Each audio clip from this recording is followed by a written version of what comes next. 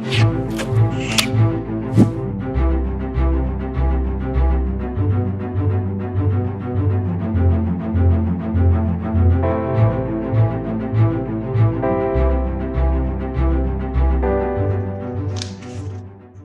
so I've got Ryan Barker with me today from Zylo, and Ryan's going to tell us a little bit about what he does in his business. So let's start from there, Ryan. Tell us a little bit about you and your business and what you do.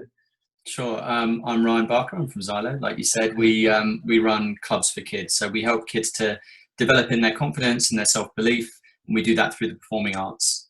So we specialize in drama, filmmaking, music, so singing, guitar, and all of these clubs are tied to primary schools. So we visit kids where they live at school, where they spend most of their time, where they're the most comfortable, bringing arts and drama to them.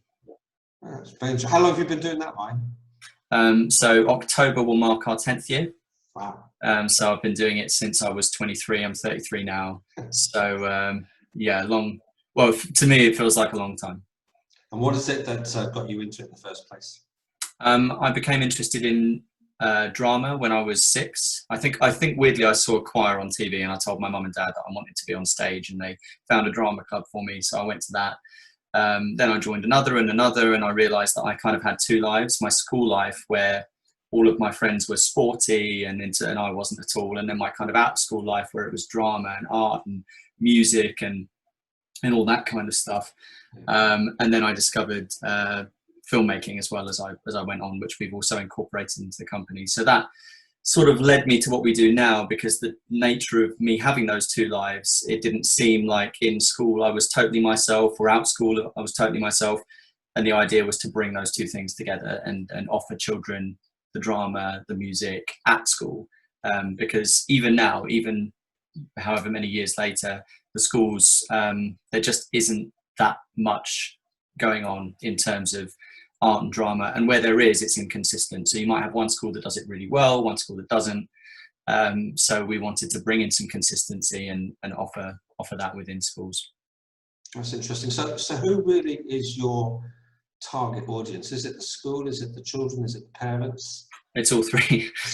It's all 3 and on different levels. So we have we initially market towards schools. We call schools our clients. There isn't actually any money exchange between us and schools for our core services, but we do need to market to the schools first, because they're the people who host our clubs. They need to trust us. Once we're in with the schools, we market to the parents within the school environments.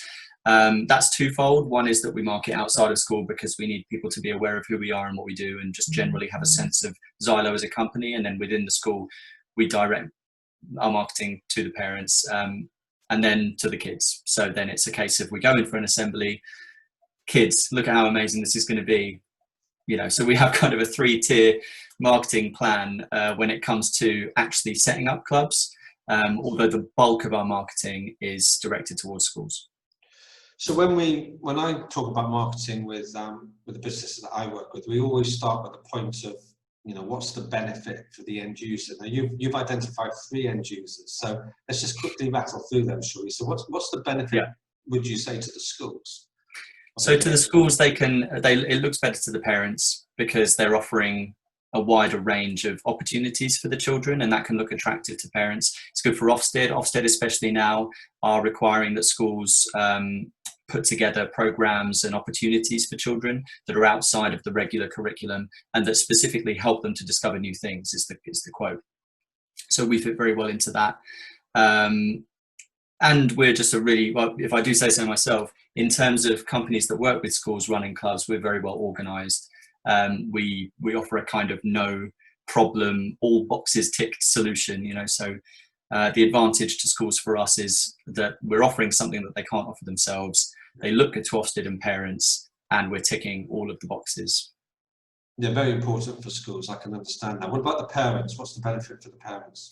Benefit for parents is they see enhanced confidence in their children. This is really where we get to our core mission, which is really engaging children and raising their confidence. Drama, performing arts, nothing is as effective, consistently effective for raising confidence in children as performing arts. And So for parents, it's really just a case of, we can help your child to grow.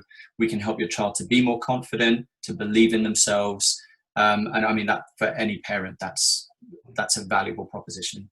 And I'm sensing that's where your passion is. That's where your why you Yeah, do this is sitting there. So that brings us to the children. absolutely. What I mean, the Yeah. parents, maybe couch it in those terms, that it adds confidence to the children. If the children were telling you what the benefit is, what do you think would come out of their mouths? Well, fun is the number one word with kids, Fun. and that's how you market to kids initially. You need to sell it to them as, this is a fun proposition. This is something that's that's going to be a lot of fun for you to do. You're going to enjoy yourself, making friends, socializing, building better social skills, better teamwork skills. It's strange how much that speaks to children. You'd think that they're all just about fun, but when you speak to a child about raising confidence and about having better teamwork skills, they do hear it, and it does attract them to the clubs, because they are aware of their own social situation at schools. If a child is having trouble socially, and someone comes in and says, we can help you with your social skills, it does speak to them. So we attack it on that level with children. But the main thing really with kids is, you're going to have a great time. You're going to create something that's all your own. Those kinds of messages. Okay, so the benefits are clear. The problem that you're solving is clear on all three different levels.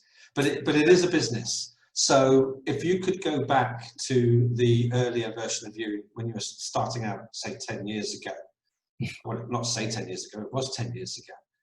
What advice would you give to yourself now after everything that you've experienced? Oh God, there's a few things. One would be, get help. Right. Okay. You think you know what you're doing.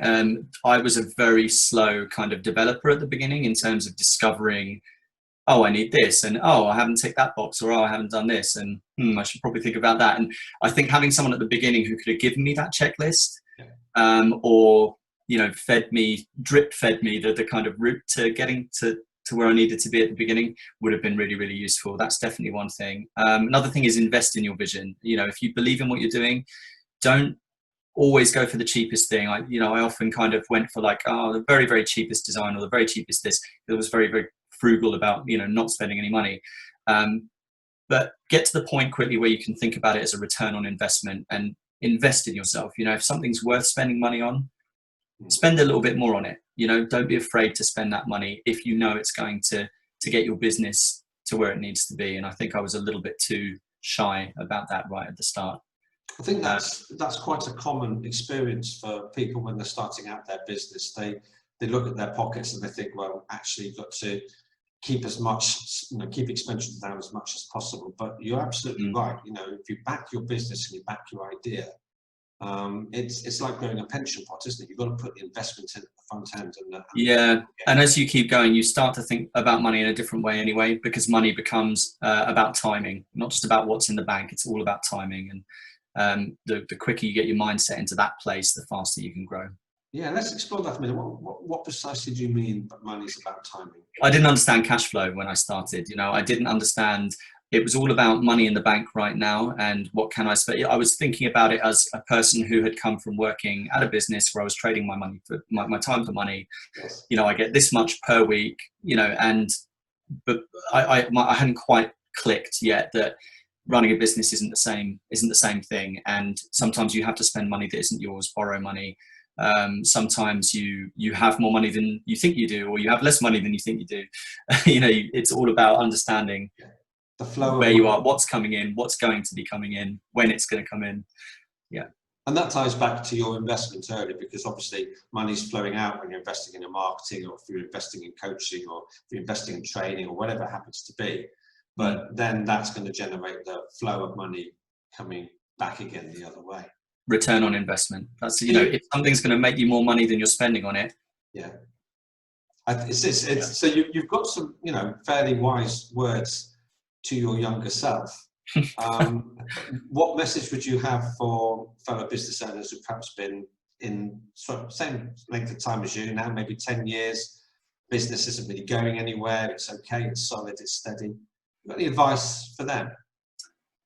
I mean, for me, whenever things have gone stale, it's where I've become less motivated. things have to change or I get bored.